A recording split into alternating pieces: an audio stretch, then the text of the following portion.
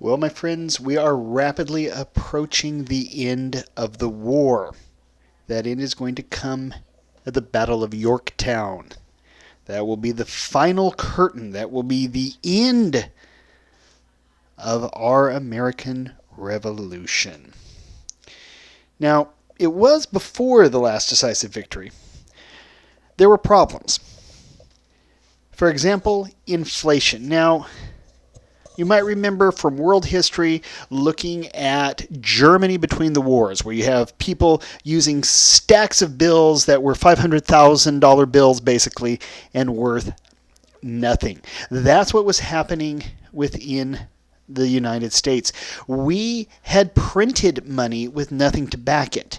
And it really got to the point that the Continental Congress had to announce that many of the debts it had incurred during the run of the revolution, they would only be able to pay back at 2.5 cents on the dollar.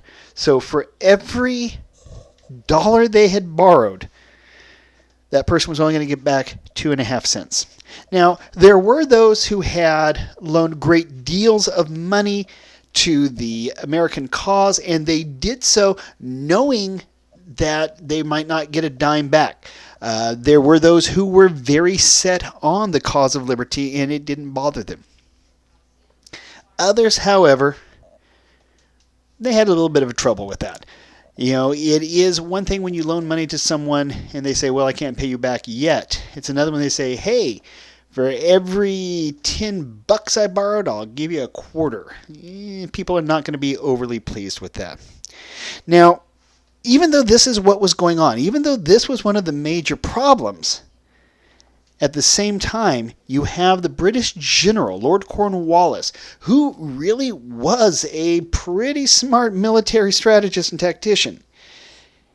He was walking into a trap and didn't even see it coming. Now, that may not be the most fair analysis. Cornwallis believed wholeheartedly that he had an ace up his sleeve in the British Navy.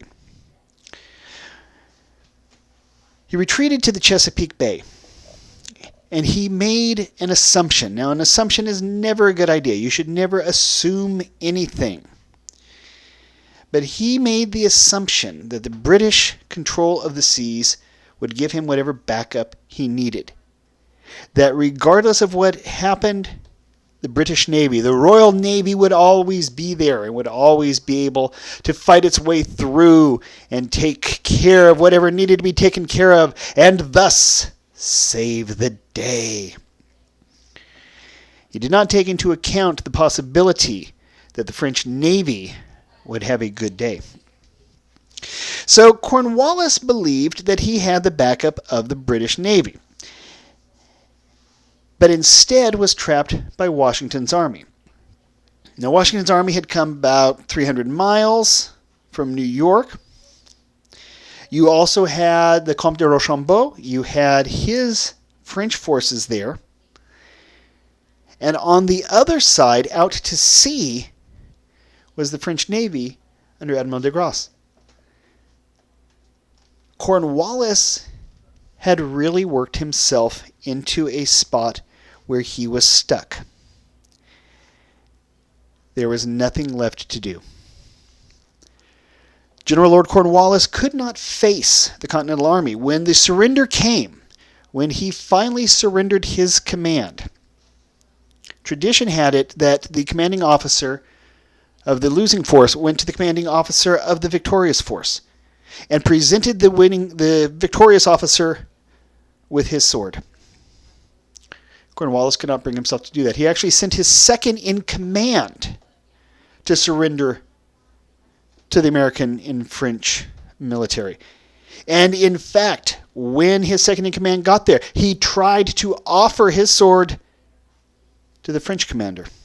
The French commander refused, saying, "This is an American victory." And the sword went to Washington. Tradition had it that there would be a band present, and there was at this point as well.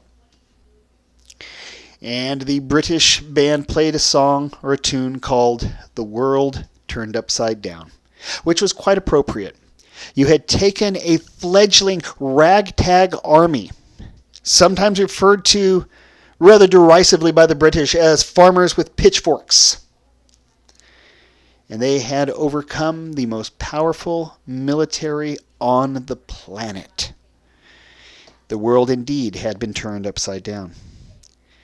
After hearing the news of Cornwallis's defeat, Lord North is reported to have cried, "Oh God, it's all over." While there wasn't peace yet, the majority of the fighting was now winding down. The Americans had seen it through all the way to the Battle of Yorktown. And it was with that victory secured that the Americans knew they had won their place in the sun. Now the question, however, remains, what's to come next? What is going to happen in regards to British and American relations in the rest of the world? What will be the next step? Now, King George, he wanted to continue the war. He still had 54,000 or so troops in North America, 32,000 in the U.S. alone, and fighting did continue for about a year after Yorktown, especially in the South. The South continued to be a very, very contentious area. I keep pointing out this was also a civil war, and civil wars often are tenacious and bloody. The South remained a very active theater of war for some time after. But even though we were looking at more than a year after Washington had defeated Cornwallis, even though the fighting was still going on, the Americans had won. Both sides probably knew it, but one side, King George, was still unwilling to admit it. Even to himself, he still wanted to fight on. It would take that additional year or so to convince George III that everything was truly